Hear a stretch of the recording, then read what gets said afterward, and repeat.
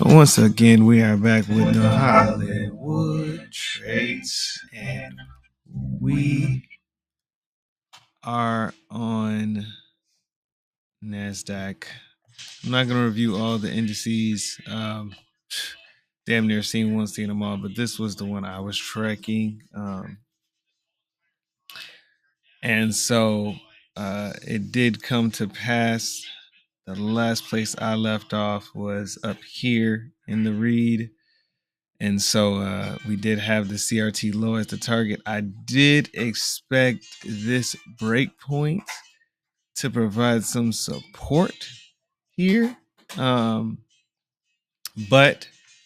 then again, we did have this as well. And so with this being here as well, this breakpoint, it was actually my support level was from here to there, which we did get a reaction from it.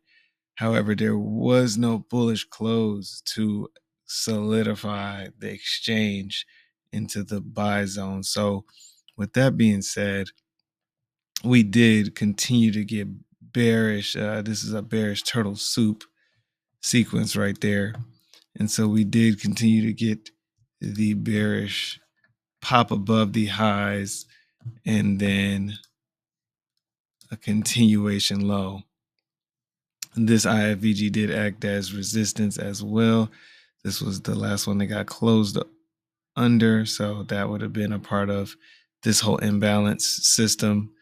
People wanting to get out here and people wanting to get in here, or collecting of orders that didn't get triggered because it was moving too fast here. And it's just all ended up very bearish after once this happened. We already knew that this was going to be bearish, and then this also another soup was going to be bearish, because once it closed below this 50% line, then that became a point of release as well. And it all just came down to the weekly. Really, the weekly was what really told the story as far as the bar method would go anyway, understanding the candles as ranges.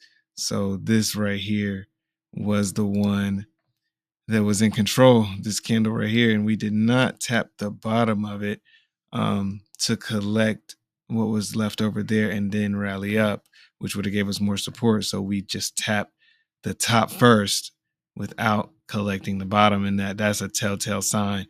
All of this void and all of this bearish imbalance, collecting of left behind shorts, as well as the release level here.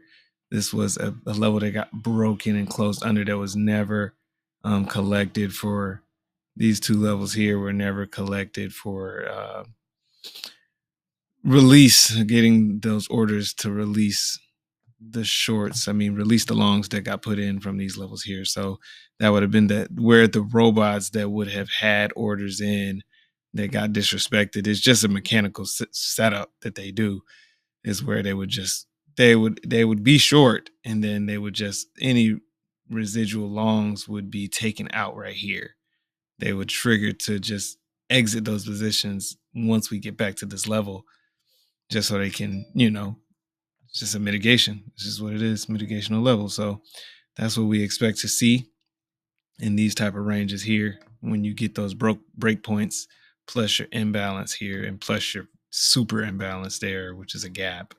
So that's just how it works. And then headed towards the low. I should have been in this move. This was a very good weekly move, but it was a little too sharp for my liking. Usually you want to see it come down and create a bearish body, and then next week I would have been interested in just, boom, seeing that drop.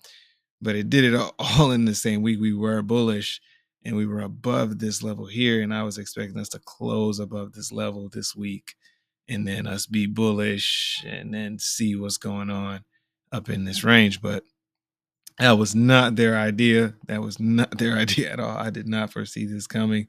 The CRT motion, and that is all it is just basically just sweep the highs, absorb the imbalance, mitigate the opposite position, and then target. This is an algorithmic target, because this is the range, because it's using this time-based high and low as the range to trade in between. And there must be more sell side targeting goals as well up in here somewhere. I mean, we did get this flat bottom. That would be insane if we did come back to this flat bottom here. And I explained that flat bottom and why that would be interesting to see it come back to, because that's just an inefficiency.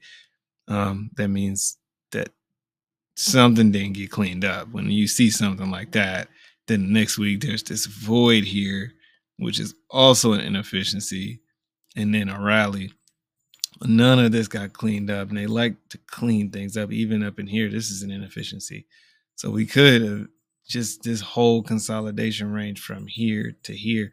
We could test the low of this range, still remain bullish from here, and then get a juicy rally back into the all-time high.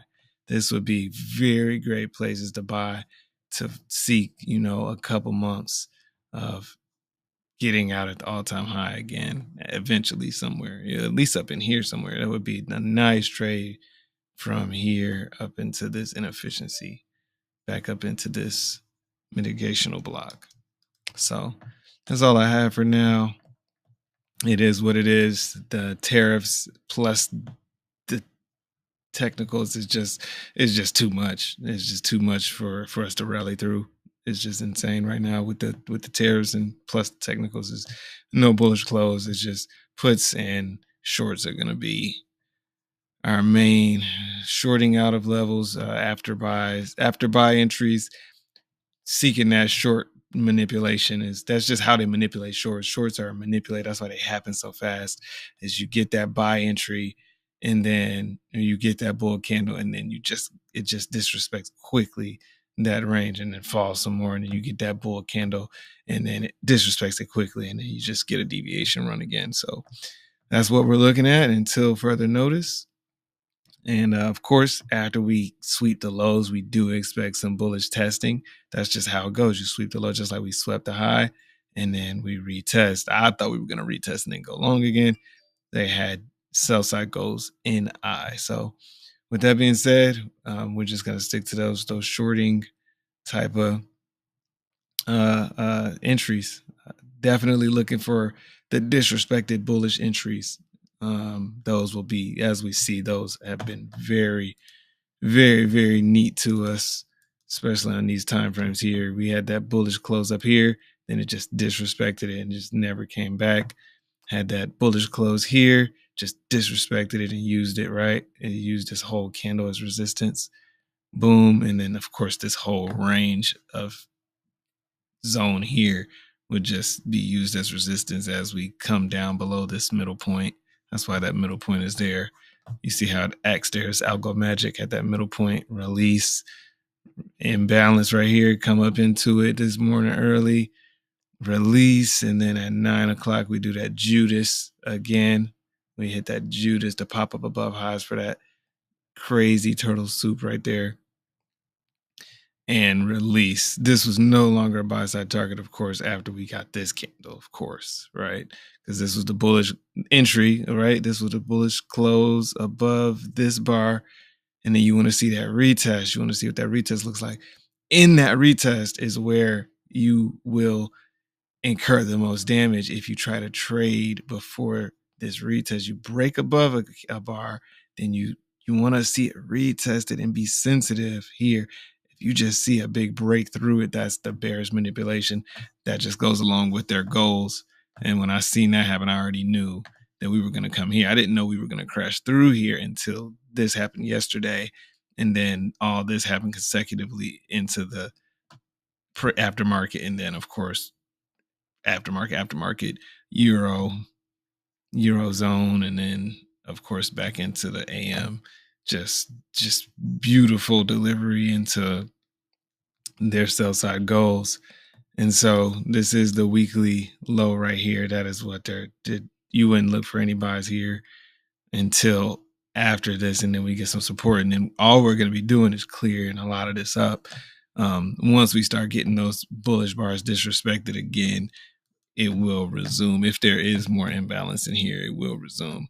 Of course, after the weekly low is cleaned up, that's when we can start targeting this whole range. After it cleans this up, we can target the high of this range and still remain bearish. Price is a megaphone. That is my ultimate analysis of price. It is a megaphone. And so from any given point, it will megaphone the range. Like this, from this to this is a range as well. And it cleared the Fibonacci retracement into that range, mitigated super heavy, and then took this whole range. It's going to megaphone past it, and then it's going to do it, and then it should megaphone back up above it.